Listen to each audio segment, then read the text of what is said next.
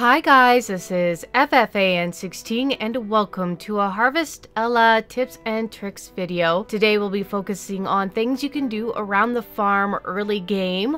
I am in the first year summer near the end, and I just wanted to share with you what I've learned so far in the first in-game 2 months that I've played. So let's go through all the things that I do daily on my farm and things I've learned in the past little bit that I can help you guys make your farm just a little bit easier. Let's get started. The first thing we're going to look at is the Motus Monulites. These are the crystal-like structures you're going to find around different areas of your farm and other areas on the map. These allow you to fast travel and save, and you could activate them by just clicking on them. They can transport you to any places on your farm, and this is really useful because certain areas on your farm have gathering items. You can gather anything from lumber, hard stone, cool berries, mushrooms, monolite fragments, rusty metal, and wild leaves. What I like to do with this is every morning when I wake up, I go around my farm, collect these items. They're super useful in crafting, and you're going to need them early game to craft your hammer. But it's a good practice to just go every morning and collect these, as it will help you and it's there on the farm for you to utilize. Next, we're going to talk about farm equipment and how to place it on your farm. You can create farm equipment from the fairy orders, and you can get better equipment as you go.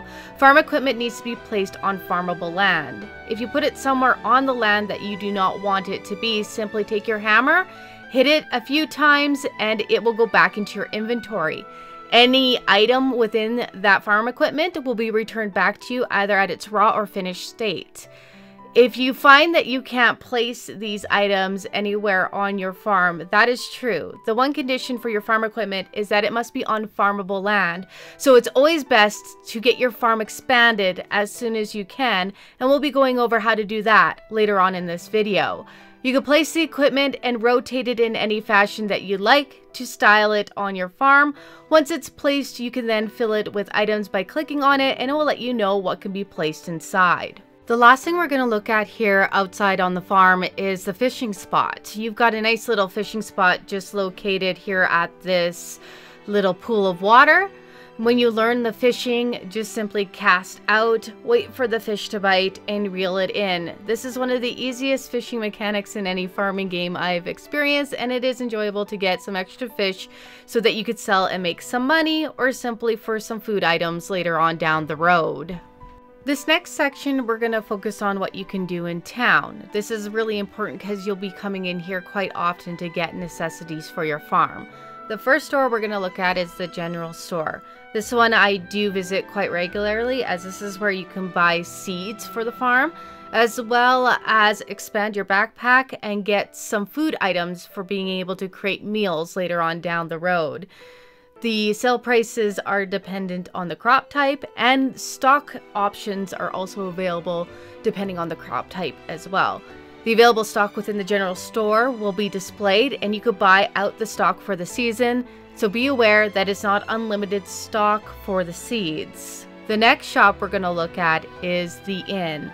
Once you get your kitchen created, which we'll discuss how to do that in just a moment, you will be given a quest to be able to inspire the innkeeper to create new meals.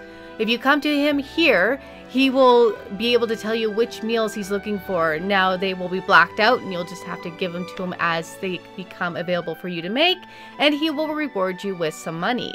To be able to get your kitchen created, you'll have to go to the carpenter. The carpenter is located behind the inn. The carpenter will be able to allow you to expand your farm, create pens, and build your kitchen. When you first enter and talk to him for the first time, he will give you the option to create your kitchen. Since I've already done this, it's not available within my options.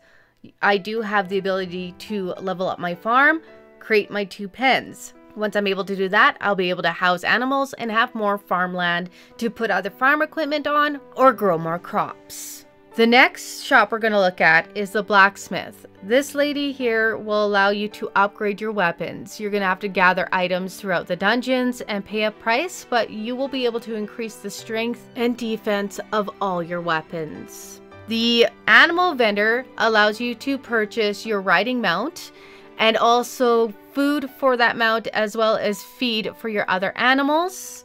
The final place that you will visit quite often in the town is the doctor's office. Here you'll find the lady doctor with some quests that you'll have to do for her to pay her back for being able to rescue you when you get knocked out by enemies, as well as some story quests that I have done so far.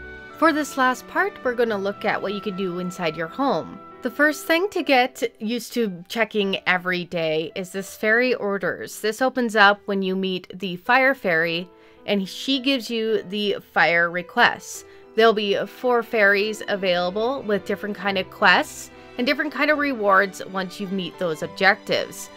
When an objective is met, you'll see it'll be X out of X. Simply go up and click on it. It will get a stamp signifying that you have claimed that you've done that order, and it will go towards whatever reward you're currently working on the top right of the sheet. This is really good because this helps you with your farming skills and other things that you will be doing on your farm. The crafting table can allow you to make different items that you're going to use within the dungeons, as well as farm equipment. Now it will display what items you need to be able to craft these equipment or items for the dungeon, and also each item takes a certain amount of time to craft per item. So if you want to craft this at 20 minutes, crafting 2 of them would take 40 minutes.